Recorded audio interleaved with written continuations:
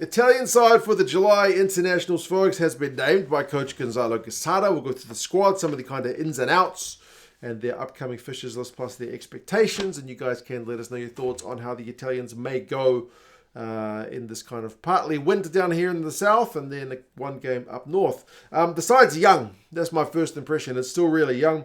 Some of the kind of older guys have not managed to get their way back into the side. I mean, you can look like Ciccarelli's not there. They're moving away from the kind of older guys into these guys in their 20s. Like the locks are all in their 20s. The loose forwards are all in their 20s. The props, you got one guy who's 30. I think there's one guy in the entire forward pack who's 30 years old. All the rest of these guys are in their 20s. And there's one 30-year-old in the backs. So it's a very, very young side. And that seems to be the trend of the Italians in the last couple of years, bringing through this core from that under-20 side and, blooding them at international level. I mean, the Six Nations, they did pretty well. 2 wins and a draw is much better than Italy usually does. So, yeah, I feel like expectations are higher than they have been for a long time for Italy. 3 hookers in Lucchesi Nicotera, and then this new guy, Zoran Tonello. He's playing his rugby in France. He's a former French under-20s international. He's Italian eligible, 23 years old. So he comes into the side as one of the few kind of uncapped guys. Props are only taking 5, so they're a little bit light. Most sides are picking 6 for this period, but it's only 5 for the Italians. Ferrari, Lucioni, Zilocchi, Fischetti, and Spagnolo. Ferrari, I think, is the only one who can cover both sides. He's primarily a tight head, but has played some loose head in the past. So he's the 30-year-old in the forward pack. The rest of the guys are in their 20s, as I mentioned. Locks, Canoni, Ichesi, Ruzza, Zambonin. So 4 locks there. Again, all in the 20s. Ruzza's the most experienced with 54 caps. He's one of the few guys in this side to have 50 caps. As I mentioned, they're kind of pretty light with the age. That goes light with the caps as well. And then loose forwards, they have got one debutant in Odiase. He's the guy who went viral on social media for the Italian under-20s, giving a big kind of passionate speech. He's uncapped in terms of internationals. He's only 21 years old. He's been playing his rugby in France in Oyonnax. Played Italian under-20s, obviously. Mainly been in the bench in the French league this year.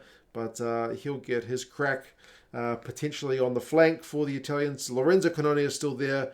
He's been going gangbusters since he got his debut not that long ago. He's already amassed himself 19 caps.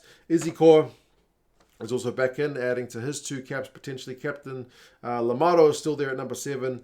Seb N is still there, potentially filling in that blindside berth. He is also one of the more experienced guys in the squad with 55 caps. Can't say his name because YouTube thinks it's a swear. Vincent proved himself pretty well.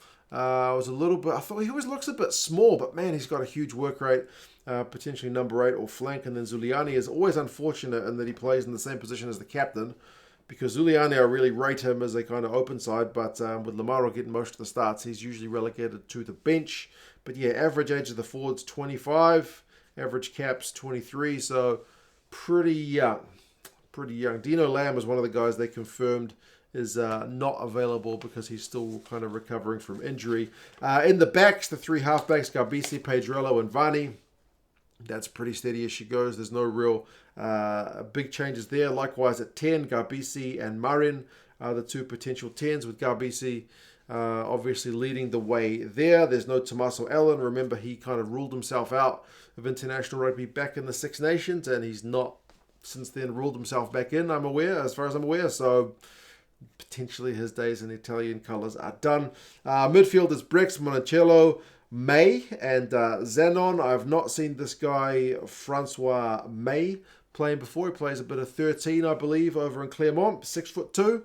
He's played under 20, so decent sized dude. Plays a bit of fullback apparently from time to time too. Only 20 years old, so kind of going with that theme of a younger squad. Obviously, Menoncello was a bit of a darling at the last Six Nations because he was absolutely on fire. Likewise, Brex, was tearing up in the midfield. Brex is the oldest guy in the squad at 32, and then outside backs, Ioane, Lina, Trua, Capuozzo, and Gallagher.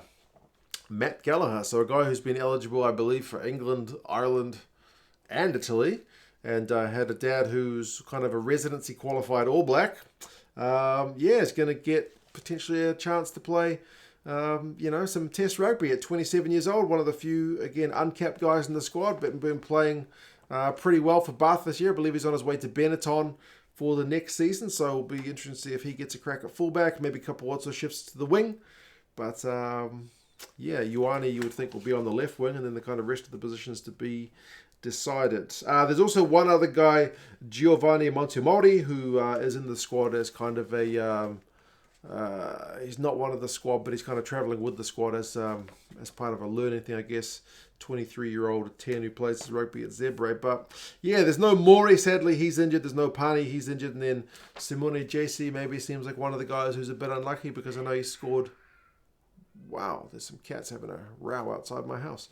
Maybe they're big Simone JC fans. Yeah, he scored a few tries in the URC this year, so maybe a bit of an unfortunate one for him. But there are some pretty good outside backs in this Italian squad. 3 fixtures. They're going to be based in New Zealand for their first 2 fixtures, and they'll travel out to both Samoa and Tonga for their first 2 games at the start and kind of mid-July before they have a week off before heading up north to play Japan. So it'll be very interestingly maybe different weather conditions to be here in New Zealand where it's a bit brisk in winter. Samoa and Tonga will probably be a bit warmer than New Zealand, and then Japan, I would imagine, is going to be pretty hot. Expectations-wise, with them having such a good Six Nations campaign, beating Wales, beating Scotland, drawing with France, I don't think it's stupid to say they should be setting their sights on 3 wins from 3 as a kind of Six Nations team playing 3 teams which don't have a regular kind of tier 1 competition to play in. That's where they should be at. Japan is maybe the toughest opponent there on paper. They've got a new coach in Eddie Jones to contend with. So, yeah, it's going to be a really, really fascinating one.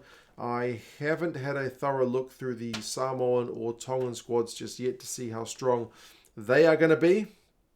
How many kind of international guys they've got available as well. They'll obviously be pulling some guys from Moana Pacifica here in Super Rugby, but yeah, it's going to be an interesting one for where the Italians are at because they had such a initially successful campaign under Gonzalo Queada in the Six Nations. Can he kind of carry that form through? I would say they need to get at least 2 wins out of 3. And 3 wins out of 3 would be fantastic. But we'll kind of see how they go. You guys let us know your thoughts. If you want to watch some of these June, July internationals and you're in the States, check out Flow Rugby down in the description. They have got many of the games on, including like England against New Zealand and Fiji against the Barbars and Italy playing as well. But yeah, you guys let us know your thoughts, and I'll talk to you guys again soon. See you later.